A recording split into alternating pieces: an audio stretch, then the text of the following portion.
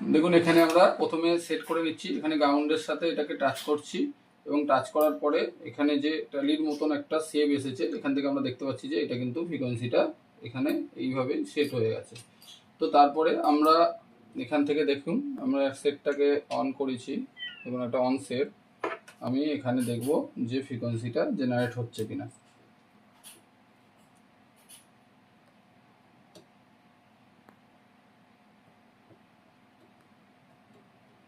দেখুন অটোমেটিক্যালি দেখুন ফ্রিকোয়েন্সিটা কিন্তু নড়াচড়া করছে, মানে এখানে যে কটা লাইন আছে আমি বোঝাতে চাইছি যেটা, সেটা আমি বর্ণীয়র সাহায্যে একটু দেখাচ্ছি। আমি কোন জায়গাটা হয়তো ক্যামেরাতে ঠিক এই জায়গাটার পয়েন্টটা আসছে না, আমি দেখাচ্ছি বর্ণীয়র সাহায্যে। ওপো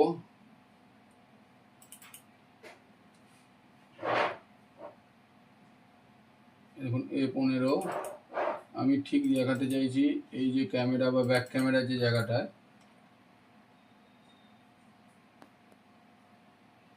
দেখুন ব্যাক ক্যামেরার যে জায়গাটা আছে আমি ঠিক এই জায়গাটাতে দেখাচ্ছি।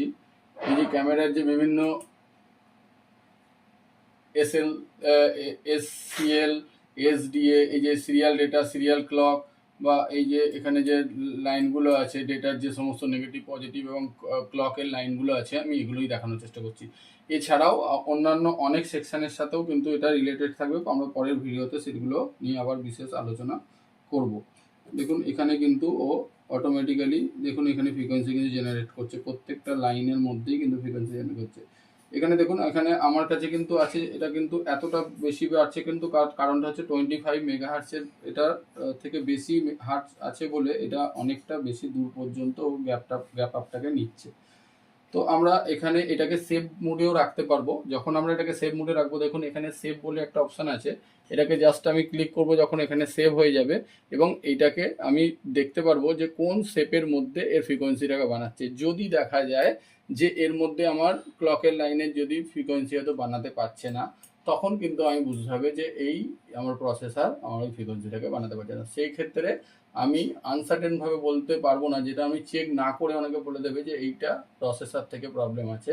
আমি সেই অর্থে ডিএসও দিয়ে আমি বোঝানোর চেষ্টা করলাম যে ক্যামেরা সেকশানে যখন কোনো প্রবলেম আসবে তখন আমরা ভোল্টেজ বা ডেটার এই সমস্ত কয়েল ক্যাপাসিটার বা রেজিস্ট্যান্স যেগুলো আছে সেগুলো তো আমরা মাল্টিমিটারের সাহায্যে মাপার পরেও যখন আমরা ফ্রিকোয়েন্সি বুঝতে পারছি না, তখন সেই লাইনের ক্ষেত্রে আমার এই ডিজিটাল স্টোরেজ অসিলোস্কোপটাকে আমরা ইউজ করতে পারবো। ধন্যবাদ।